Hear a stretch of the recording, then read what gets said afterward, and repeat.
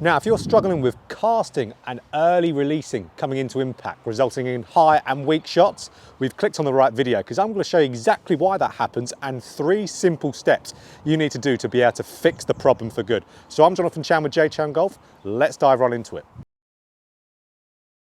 Now, the first step we need to do to be able to get rid of this problem, and that is we need to fix the root cause to why it happens. So the reason why you cast and you early release at it. So we see from 90% of players who really, maybe even more, that struggle with this problem, is you'll see them coming down the downswing, coming into impact with a club face that is far too open.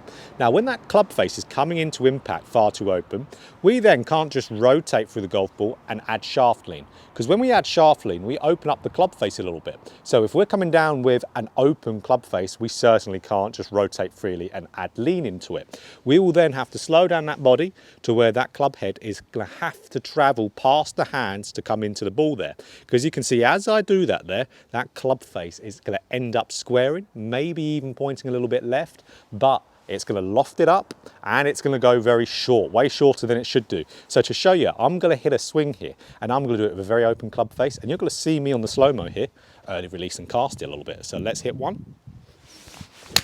So like we saw there, I mean, that wasn't the worst strike in the world, fairly picky, which is fairly normal for that problem, but we can see very much so an early release casting movement. So to show you really the effect of club face in how we're getting into the downswing, I'm going to hit one here with a closed club face. So I'm going to do the exact opposite. I'm going to have that setup here, the club face pretty shut, and then I'm going to try and hit that ball as straight as I can, and you're going to see the massive effect the club face has on your impact.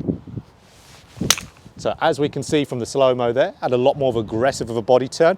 Why that was the case, because I needed to get the hands forward at impact there. Because like we said, if you really lean that shaft forward, the club face is going to slightly open. So for a stronger face, that's why I had more shaft lean there. So think of a Dustin Johnson, for example. Really shut club face in his swing, has to rotate a lot, and then has a lot of shaft lean. Now, we don't have to be Dustin Johnson level of closed club face. We just need that club face square for the body to move properly through impact. Now, like we just said there, we need the club face to be nice and square. We don't need it to be as close coming into impact like Dustin Johnson, because let's be real, one of the only people that can make that happen in the world is Dustin Johnson for that level of shaft lean and rotation. You know, his athleticism is crazy. Not all of us can do that. So we need that club face to be square. So like we said, as early as possible in the golf swing. So that could be your grip. Your grip could be far too weak and you're not matching up with the appropriate wrist angle. Or let's say you've got a standard grip and you're cupping that lead wrist again, opening up the club face. I'll put up a good card for that. But one movement I see so commonly with people who cast a golf club, and they will be rolling their lead forearm in the early backswing. So really in their takeaway, they're rolling their forearm to where you can see my glove logo is pointing up and away from me. That is going to make that club face whip on the inside and open up as well. And in that, if it's maintained, club face is going to be open, you're going to cast at it. So what I want to happen, let's say if I've got a standard grip here, I want that glove logo to be pointing slightly down towards the ground there. If I can get it pointing slightly down towards the ground, you're going to see how that club face is going to be nice and square, matching my spine angle. Then again, if I maintain everything nicely, boom, I'm going to be rotating through the shot quite nicely there. So an awesome little drill we can do here is the pause drill. So we're pausing in our takeaway move. Now, when we pause in our takeaway move, there's something we want to see. We pause right here, and now we want the logo of our glove to be pointing down towards the ground, just like we said. So once that's good, we can have a little check whether our club face is matching our spine angle, and then we'll swing up from here and hit the ball. So let me show you here. I'm going to pause it. Yep, glove logo is pointing at the ground, club's matching my spine angle, swing up, swing through.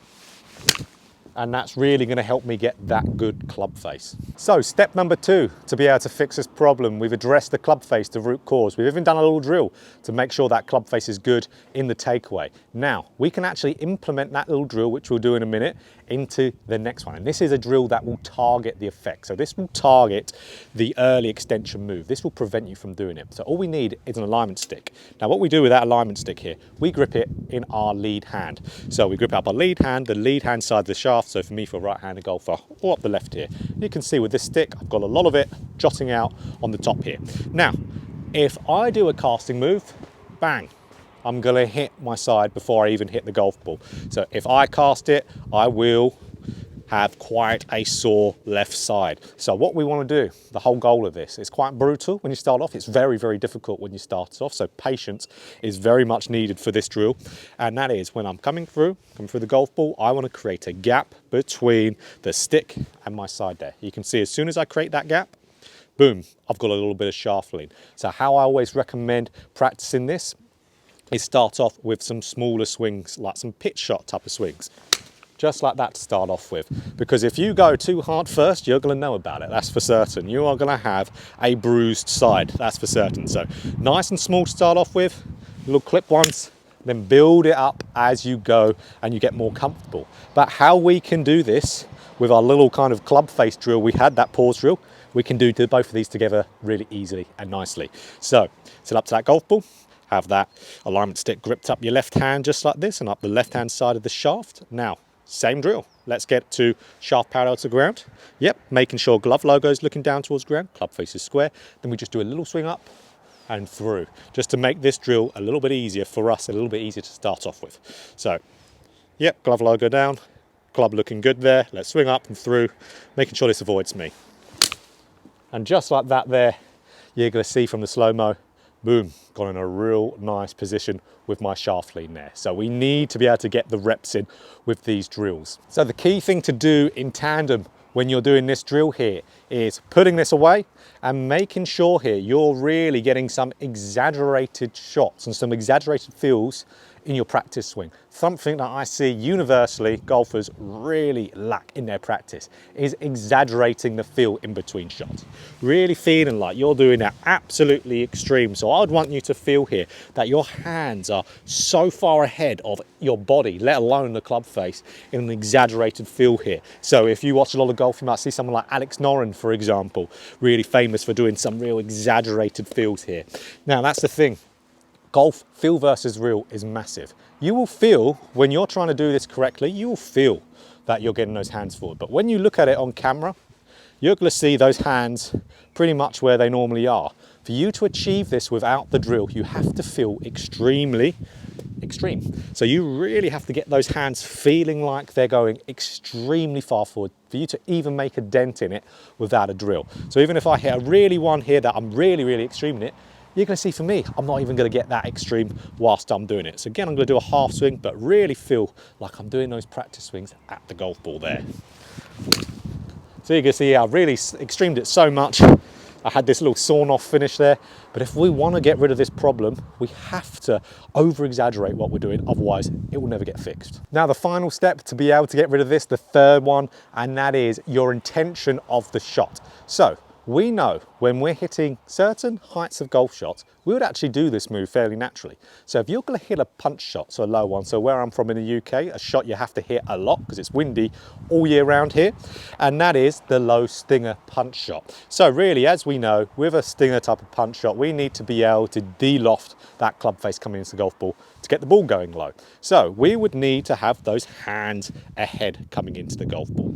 Now, like we said there, to be able to get those hands forward, we said this at the very beginning, we need to be able to rotate a little bit coming through the golf ball. We need to add rotation whilst we're doing these drills. Rotation is absolutely key because that's what gets you that shaft lean forward.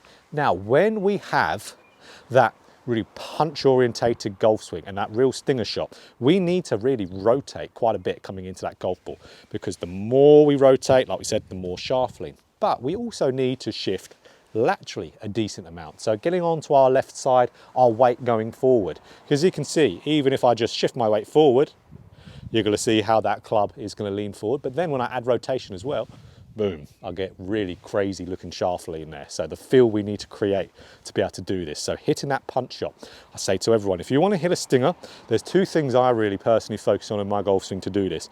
I'll have that ball still fairly normal. It might be slightly back, but not as crazy back as you might think. And then what I'm doing from there, I'm focusing on getting, one, I want to really get that lateral shift quite a lot. I really want to get my right shoulder feeling like it's over in front of that golf ball coming into impact, whilst rotating quite hard through there. Those two in combination together will get those hands really, really far forward. So feel like you're hitting these punch and stinger shots. Even if you feel like you're doing it, in reality, when you look at your golf swing, you're going to be very similar, or really just that little bit of improvement. Feel versus real, remember. So let's do that. Really feel that punch shot. Have that shoulder forward, have that good rotation. Ball only a hair back in the stance. And then we're going to see from slow-mo how we've got way more shaft lean coming into there. So having your shot intention in there makes a massive difference, because that shot intention will really get you to really get these moves in just a little bit more naturally rather than very forced. So we know that trying to feel the punch, we get the rotation in there, which we need to be able to get the shaft lean, and that extra shifting as well to get that little bit more shaft lean as well in there. So guys, if you apply these 3 steps, the 3 simple step process, make sure that club face is square, make sure you're getting that drill with the stick, getting it to be ahead of you whilst rotating through that golf ball, and the punch intention there, what you need to do to hit a stinger, and then you will really be fixing that casting, early releasing move in no time. You have to have all those together to be able to fix the problem in there quite nicely. So if you like this video, of course, click that like button. And if you want more golf instruction just like this, hit the subscribe button and hit the bell button too to be notified every time I put out a video. So if you follow these, you'll be fixing your casting / early releasing move.